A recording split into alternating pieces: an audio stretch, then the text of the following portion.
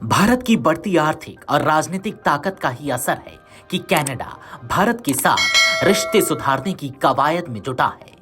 मिली जानकारी के मुताबिक प्रधानमंत्री मार्क कार्नी 27 फरवरी को भारत दौरे पर आ रहे हैं। कार्नी की ये भारत यात्रा सिर्फ एक राजनयिक औपचारिकता नहीं है, बल्कि यह दोनों देशों के बीच पिछले 3 वर्षों से जमी बर्फ को पिघलाने की एक अहम कोशिश है।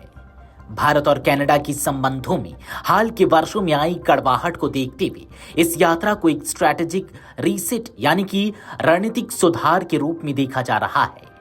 प्रधानमंत्री कार्नी की यह यात्रा मुंबई से शुरू होकर नई दिल्ली में प्रधानमंत्री नरेंद्र मोदी के साथ उच्च स्तरीय वार्ता पर समाप्त होगी।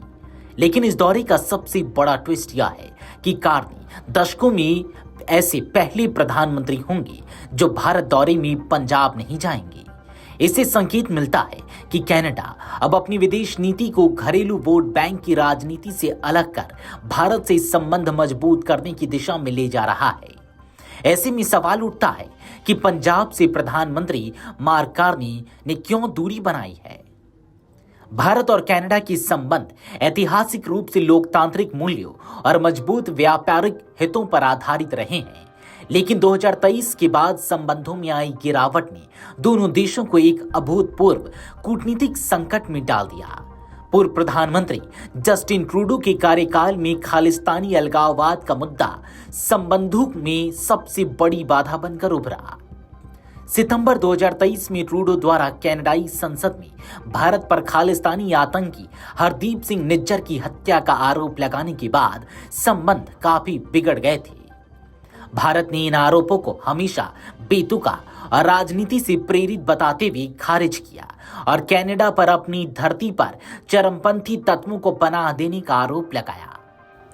ट्रूडो सरकार पर यह आरोप भी लगा कि वह कनाडा के सिख समुदाय के एक छोटे लेकिन अलगाववादी धड़े को खुश करने के लिए भारत की संप्रभुता और सुरक्षा चिंताओं को नजरअंदाज कर रही है। इस तनाव के कारण दोनों देशों ने एक दूसरे के राजनयिकों को निष्कासित किया और व्यापार वार्ताएं रुक गईं।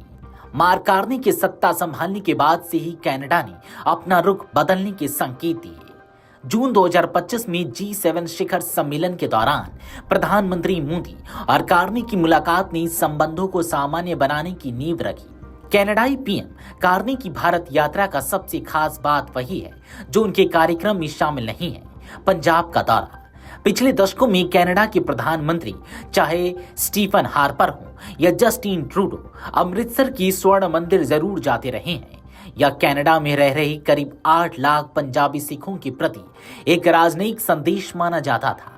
हालात ये थे कि जस्टिन ट्रूडो की सरकार में भी खालिस्तान समर्थक पार्टियां शामिल थी। कार्नी का पंजाब न जाना एक बड़ा कूटनीतिक संकेत है। इसका मतलब है कि उनकी सरकार भारत के साथ संबंधों को किसी एक राज्य या समुदाय के नजरिए से नहीं देख रही। कनाडाई प्रधानमंत्री कार्यालय ने स्पष्ट किया है कि कार्नी का फोकस व्यापार और आर्थिक संबंधों पर है, जबकि सांस्कृतिक जुड़ाव कनाडा में ही किया जाएगा। अब जान लीजिए कि क्यों बिगड़े भारत और कनाडा के रिश्ते। कनाडा में खालिस्तानी आतंकी हरदीप सिंह निज्जर की हत्या हुई थी।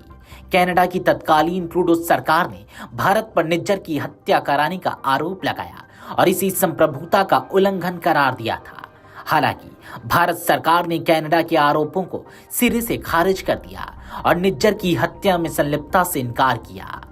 इस मामले को लेकर दोनों देशों के रिश्ते इतने बिगड़े कि दोनों ने अपने राजनयिकों को वापस बुला लिया।